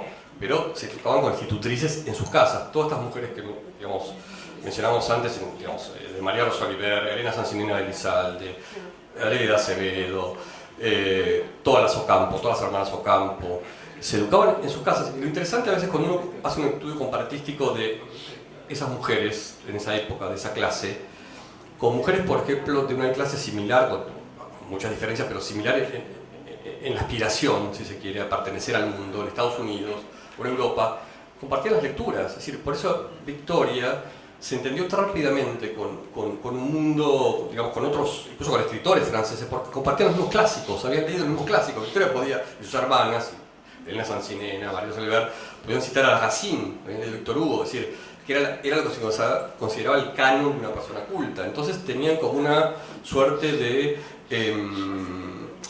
comunicación con otras mujeres de una clase similar en distintas partes del mundo. Tenían una educación bastante similar, centrada, como decía yo antes, en la cultura francesa, con algunas, algunas influencias, en un caso totalmente inglesa, pero digo, esa educación no era solamente en Argentina, era en otros países de América y aún de Europa recibían en su clase una educación en su casa con institutrices, ¿no? Una pregunta. Sí. ¿Es cierto que gran parte de la correspondencia de... ¿Es cierto que gran parte de la correspondencia entre Victoria y Ortega era en francés? Bueno, creo que está más indicada para responder en Marta, pero sí, diría yo que la correspondencia con Ortega era en francés, pero sí diría que la correspondencia de Victoria en general solía ser en francés, o podía pasar en una misma carta del español al francés y a veces al inglés, mezclar, porque hay que tener en cuenta que para Argentina, justamente para Victoria y su grupo, el español no se imaginaban escribir, el español era una lengua utilitaria, funcional, para todos los días, para hablar en casa, pero no tenía ningún modelo de estilo. Es decir, Argentina era un país de menos de un siglo, no había clásicos, no había modelos de lengua a lo que se aspirara. Incluso lo singular de Argentina es que uno de los primeros modelos de estilo literario, de buena escritura, es un francés, es Paul Grusac. Entonces, incluso Sarmiento no era un estilista, no escribía técnicamente bien, escribía, bueno, sabemos que Sarmiento era una fuerza de la naturaleza, quiero decir, excedía cualquier idea de estilo, no era un escritor que buscara un efecto estético. Pero incluso Larreta, no mencioné a Larreta, pero es otra figura interesante que se relaciona con España pasada también por París. Pero Larreta, cuando escribes La Gloria de Don Ramiro, en 1910, no, el 8 se publica, perdón, en un español inventado, con un español supuestamente del Renacimiento, porque transcurre durante el reinado de Felipe II, lo escribe a golpes de diccionario, ¿no? Entonces no había un modelo de estilo de lengua en español. Y sí el francés para estas chicas, para las Ocampo, naturalmente cuando tenían que escribir la expresión escrita era francés, con todo lo que tiene el francés de cartesiano, de racional, de estricto, y con un montón de imágenes y de ejemplos y de alusiones. Cuando uno lee las cartas de Victoria francés o cuando escribe con un escritor o con una amiga, está lleno de como pequeños saludos, como alusiones al pasar a un clásico, a una frase, a un poema, a una obra de teatro. Cuando uno edita las cartas de Victoria, empieza a desplegar, está todo encriptado, ¿no? La comunicación ya escrita en esa época era muy singular, epistolar, porque muchas veces se dan cosas por sentadas que el destinatario o la destinataria sabe, y se alude, no necesita nombrarlas. Pero en el caso de Victoria y de muchos escritores, hay ahí un juego de referencias literarias de los clásicos franceses que los conocían a la perfección. Entonces, la idea de la literatura y de la escritura para Victoria era, y para ese grupo era francés, hasta que conocen a Ortega. Es decir, cuando Ortega viene en el 16 a Buenos Aires a dar conferencias, ojo, lo oyen hablar a Ortega. Es decir, el deslumbramiento es por la oralidad de Ortega, en primer lugar. Cómo Ortega se expresaba. Victoria queda deslumbrada y dice, no pensé que el español pudiera ser tan rico. Entonces ahí cambia un poco Victoria, lo que pasa es que sigue escribiendo en francés, porque ella, hasta digamos, los años 40, el impulso era escribir en francés, después ella misma se traducía, pero al comienzo, en las primeras, por ejemplo, de Francesca Beatrice, es el primer libro que publica Victoria en el 24, que es una especie de ensayo sobre la Divina Comedia de Dante, lo escribe en francés y lo traduce un gran traductor español, que es una figura importantísima para la relación entre Sur y España, que es Ricardo Baeza. Entonces, todo ese primer periodo Victoria escribe en francés y se traduce incluso el primer artículo publicado por Victoria en su vida, que es Babel, lo publica La Nación, en 1920, se publica en francés. La Nación en esa época publicaba en francés, que se consideraba que cualquier persona medianamente culta, leían francés, y no era, me parece a mí también una cuestión estrictamente clasista. Hay mucha gente que se educaba en la educación pública argentina y aprendían francés porque se consideraba que toda persona culta podía leer en francés. Entonces, en ese sentido era un fenómeno que bueno, pues fue erosionando, ¿no? Pero Victoria, incluso el español que ya después, en el cual empieza a escribir ya en los años directamente, digamos, empieza a publicar sin la mediación del francés, es un español muy, a mí me resulta muy rico, muy coloquial, muy llano. Ahí sí uno puede entender que hay un linaje con alguien como Mansilla, por ejemplo, algunos escritores del siglo XIX que escribían un estilo muy, un español replatense muy apagado, muy llano, ¿no? Pero cuando Victoria empieza a escribir el francés y las cartas, es notable eso, cómo pasa, ¿no? de una lengua a otra con total naturalidad. Sí, lo que pasa es que yo creo que hay algo más profundo en todo esto. Porque, y lo dice Ortega, lo dice Ortega, se lo dice al presidente Ortiz. Cuando yo vine no se leía un libro en español. No había libro. Entonces, ¿qué pasó? Había como una especie, esto también viene, es muy complicado, es muy complejo de describir, pero el peso de la leyenda negra, de la decadencia de España, del atraso de España, de todo eso, y yo creo que esto también afectó a Portugal, porque si pensamos que los dos países, las dos culturas de Hispanoamérica eran español y portugués, no existían. Cuando hablaban de Europa, hablaban de Inglaterra, Francia, puede ser un poco de Italia, Alemania, y se reducía a eso, ¿no? España y Portugal quedaban fuera. Entonces ahí se generó no solo un problema de identidad muy grueso, de problemas con las colectividades españolas, sobre todo. La cultural española intentó revertir eso. Avelino Gutiérrez trajo todos los científicos y pensadores de Europa y de España, y la condición sine qua non de Avelino Gutiérrez era: la ciencia se da en español. Nada de ponerla en francés, en alemán, porque además iban a los congresos y no te permitían el español. Era una lengua que estaba fuera de la ciencia. Entonces, fue con el premio Nobel de Cajal, se hizo un esfuerzo enorme en España para revertir eso, y lo lograron, en cierta manera, para hacer ciencia en España, en español. Hoy es normal. Pero en aquel entonces costaba.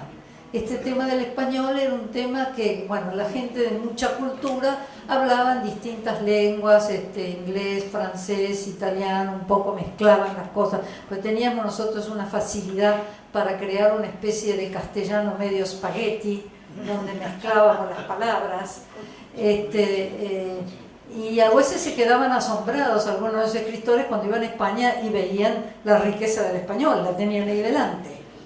Entonces, bueno, hay que decir que Borges sabía manejar muy bien el español, todas las polémicas. Sabía el inglés también, es decir, teníamos gente culta que sabía poner las cosas en su sitio, pero había esa tendencia a que todo lo español no estaba a la altura del resto de Europa. No sé si me explico, pero va muy lejos atrás, eso es una cosa de hispanistas también.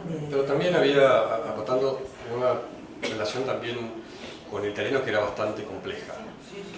¿Por qué? Porque cuando empieza a venir la inmigración, que es, digamos, la idea era gobernar es poblar, lo decía Alberti, Sarmiento, la gran inmigración europea, a mediados del siglo XIX en adelante, los inmigrantes que llegan, sobre todo al sur de Italia, eran muy pobres, muchos analfabetos. Entonces hay una reacción de un sector de la sociedad, no de todo, de la clase dirigente, que empieza a ser higienista. Es la idea, se hablaba de la turba inmigratoria, es decir, vienen a pervertir el zar nacional. Whatever that may mean, como es en inglés, no existía el zar nacional, pero hay una reacción de un grupo de la sociedad que sí se reconecta con España de otra manera, diciendo, bueno, nuestra esencia está en España, hay que recuperar España, viene el día de la raza, el hispanismo, etcétera, y tiene muchas manifestaciones todo eso que van, por ejemplo, el estilo neocolonial. El estilo neocolonial parte de esa reacción, en el sentido que se trata de poner un estilo neocolonial en Buenos Aires que en realidad tenía más que ver con Arequipa, es decir, con un virreinato como el Alto Perú, que no en Buenos Aires, que en un lodazal. Esto era un virreinato pobrísimo. Acá tuvimos, era, digamos, algo, de todo punto de vista, un virreinato mucho menor, fundado para detener el avance de Brasil, de Portugal, en realidad. Entonces, ahí se crea, hay un grupo, un sector, digamos, de la clase dirigente de la época que sí se reconecta con España, pero ahí, claro, con la religión, por ejemplo. Es decir, es un fenómeno bastante complejo y muy interesante porque tiene diferentes facetas y se ve de distinta manera. Una faceta es, en mi interpretación, el estilo neocolonial, el estilo de Larreta, por ejemplo, como digo antes, que era buscando una esencia española que era artificial. Era una España que no existía, escribir una lengua que era un artificio, ¿no?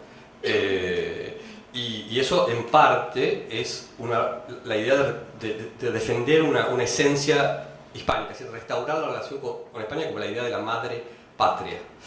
No olvidemos, yo siempre cito el ejemplo que el himno nacional argentino hasta 1910 tenía estrofas muy injuriosas a España, que la comunidad española le pide que la saquen. Es decir, la reconciliación con España, creo yo, viene cuando España ya deja de ser un imperio. Cuando pierde después, pierden Cuba, pierden las Filipinas, y España ya viene en el 10, viene la infanta, bueno, hay una suerte de pacificación, creo yo.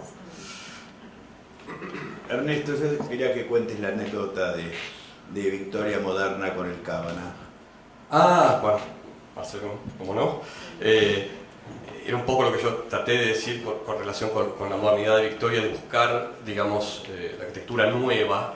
Ese viaje a New York en el año 30, uno de los elementos que más la impresiona en New York, además de esos interesantes, por ejemplo, la cultura afroamericana, lo que se llama el Harlem Renaissance, que era toda una cultura afroamericana en New York con el jazz, el gospel. Victoria queda fascinada con todo eso. Va a ver a Duke Ellington, va a ver una iglesia con Eisenstein a oír el gospel, pero uno de los elementos que más la fascina son los rascacielos. Es decir, era lo que no se podía ver en Europa. Es decir, ahora es muy difícil a veces con Victoria y con toda esta cuestión de la modernidad ver lo que significaba eso con una mirada limpia. Nosotros vimos tanto, lo tenemos tan asimilado, que no nos parece algo nuevo, pero hay que ver lo que era ir a New York en el año 30 y ver una ciudad que crecía hacia arriba, que no podía crecer hacia los costados porque es una isla, entonces solo podía crecer hacia arriba. Entonces Victoria ahí tiene una especie de ornamento. De hecho, tiene una descripción que se cita en el libro de Marcelo, que ve como si fueran animales. La descripción que hace Victoria en una carta a su hermana cuando va en el barco, llegando a New York, son como animales prehistóricos, es como un paisaje fantástico de esos edificios del skyline. Y tiempo después, era hacia el 35 o 37, ¿no? Cuando empieza la construcción del Cábana, que ella estaba viviendo en ese momento, hay que decirlo, no en esta casa, estaba alquilado el secretario de la Embajada de Estados Unidos, sino un departamento de la calle Quintana al 900, hoy Le Bene, que es el tramo que está después del cementerio de Recoleta. Ahí vivió Victoria. Se entera de que se está construyendo el Cábana y hay un testimonio que es una carta que ella le manda a Mariano Soliver, que estaba en Buenos Aires. Victoria estaba en Europa, diciéndole que hable con los administradores de Cora Cábana porque ella quiere un piso alto, ¿no? Finalmente eso no ocurre.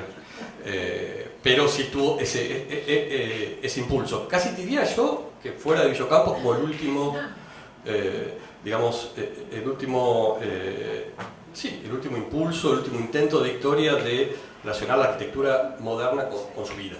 Después vuelve a Villocampo.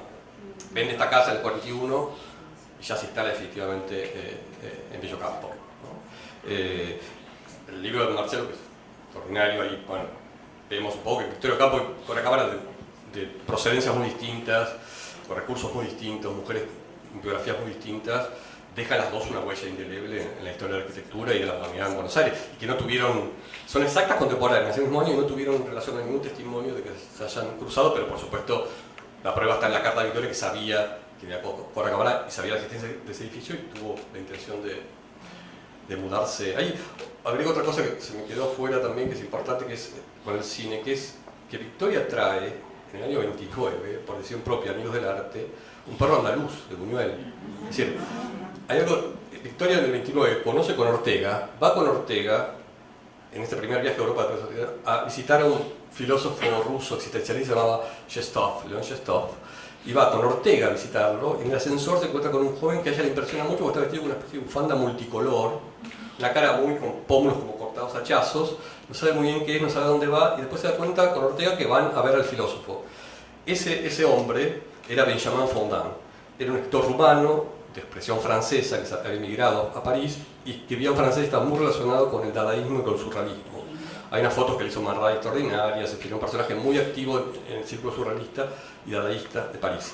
Victoria lo conoce, se hacen amigos, y como él estaba muy interesado en el cine de vanguardia en ese momento, Victoria logra que Amigos del Arte lo invite a Buenos Aires, estamos hablando del año 29, para difundir el cine de vanguardia en Buenos Aires. Y él trae un Parro andaluz que se había estrenado hace meses en París, es decir, en París provocó un escándalo, imagínense lo que era Buenos Aires. Había un cineclub bastante avanzado acá al que pertenecían Borges, Victoria, Horacio Coppola, el fotógrafo. Él trae Porro andaluz, trae Entreacto de René Clair y una película corta de Man Ray que se llama La estrella de mar.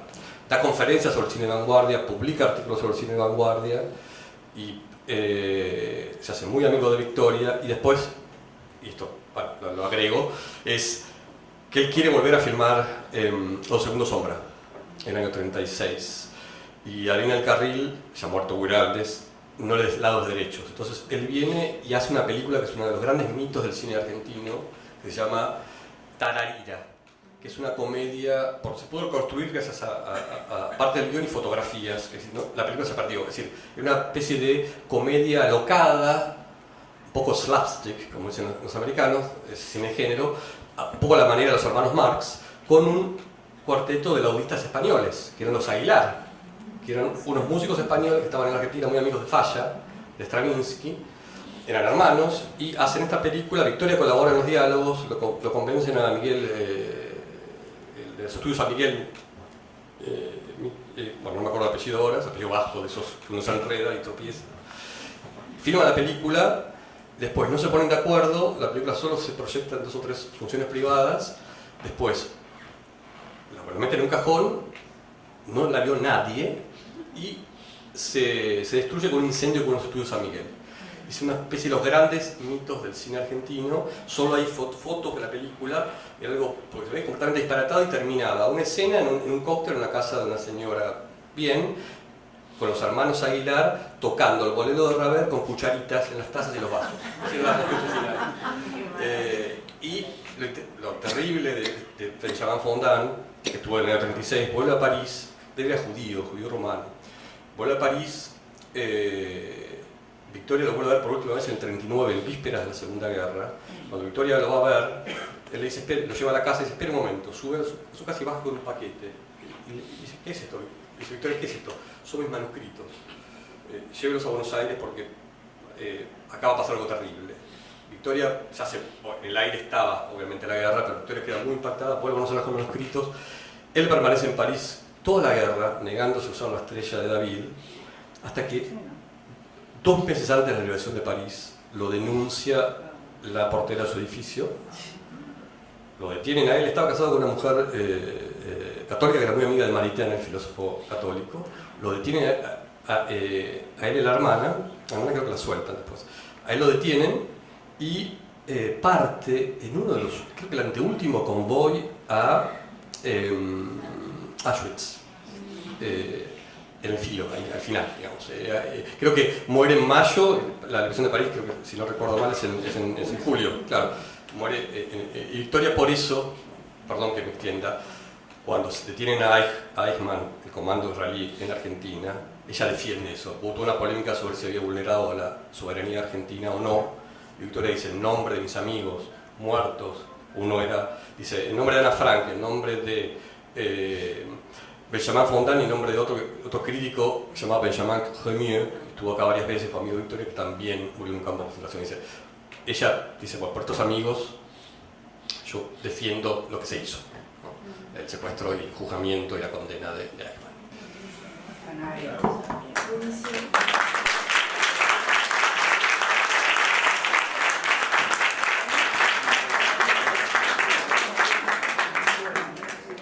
Bueno, creo que nos nos hemos nutrido y hemos hecho un lindísimo recorrido por estas dos figuras, así que les agradecemos mucho Marta y Ernesto Montequín.